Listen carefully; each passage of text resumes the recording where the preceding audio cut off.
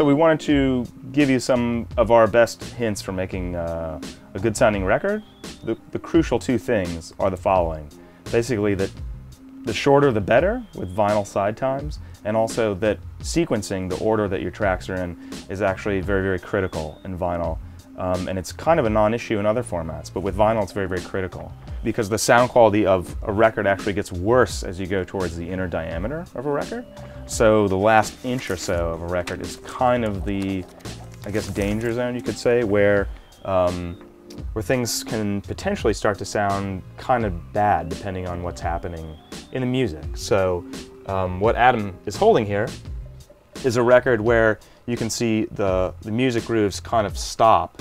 They only go about 75% of the way, and then you can see that there's essentially blank space or just this lead out groove until the label. And the cutting engineer didn't do that to rip anyone off or not intentionally use the rest of the space, but it was actually done quite strategically, because it was probably the case in this record that if they were to cut the music towards the last, the last bit closer to the label, that some nasty things start to happen, namely that the music can start to get more distorted as you come to the end of it. So they obviously made a decision to end the music at this point and not use that last inch on the record, which can be pretty dismal sounding sometimes. So that's a really important thing to know. If you get a cut and it looks like this and they didn't use all the space, it wasn't someone being lazy. It was probably someone actually making a good judgment about not to put all of your music in the last spot on the record. Is maybe one of the biggest challenges with vinyl is to have the whole side play cleanly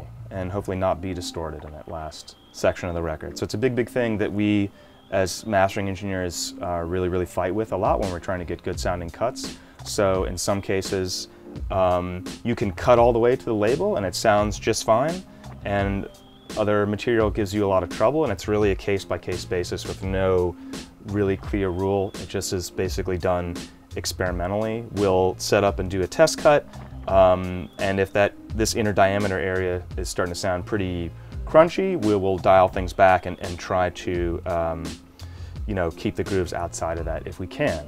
That brings up the point I mentioned in the beginning about shorter is always better, because obviously if you have short sides, you don't have to use this last bit on the record. If you give us 25 minutes per side, we're really forced to use the entire real estate on the record, and we're going to have to force more of your songs into that last kind of danger area on the record, and they could end up sounding, a little crunchy, a little distorted. So that's why shorter sides are really better. We can keep everything outside the danger zone and cut it a little bit louder, and makes a better sounding record almost all the time. A good guideline for the timings, like really, really generally for LPs, is a short side would be considered something like 14 to 17 minutes.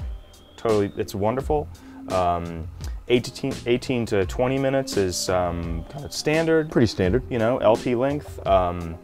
After 20 minutes, things start to go downhill fairly quick in terms of just all the compromises that we have to make to fit the music on the record. And there's a relationship between the volume that we can cut your record at and the length of your side. So basically, longer side, volume goes down. Shorter side, volume can come up.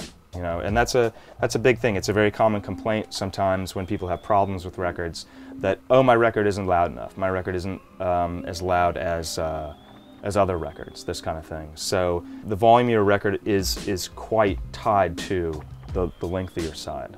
That's a really big one. Shorter, always better. We will love you if you give us short sides. Not always possible, of course. If you have really long sides, sometimes someone might have to break it to you that it's time to start thinking about doing a double LP, which obviously can double or triple the cost of doing a record, but sometimes it's time for the hard chat about that kind of thing, because 25-minute sides, 26-minute sides are really, really long, and the volume starts to sink down pretty low.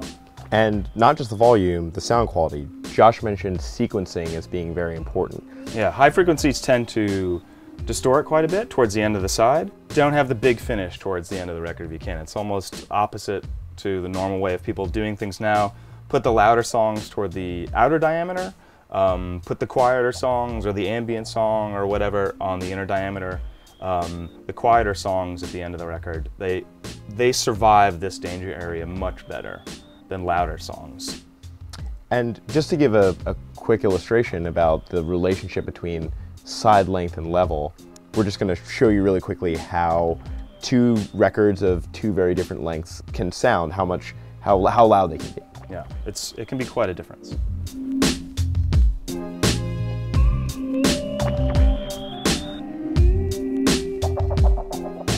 So as Josh was saying, there's a direct connection between the length of the side and how loud a record is. And that's because as cutting engineers, we really only have a certain amount of space to be able to fit the grooves that you want to put on the record. So if there's more grooves, there's more space that has to be consumed. And you'll see plain as day that if we have a very long record, the volume is not going to be that loud. It simply can't be. And if you have a short record like this one, where lots of space was left away from the inner diameter, and the program material is not running that long on the side, you're much more likely to get a very loud, very good sounding record. And we will do our absolute best to minimize how much the distortion happens, but it's almost impossible to eliminate it.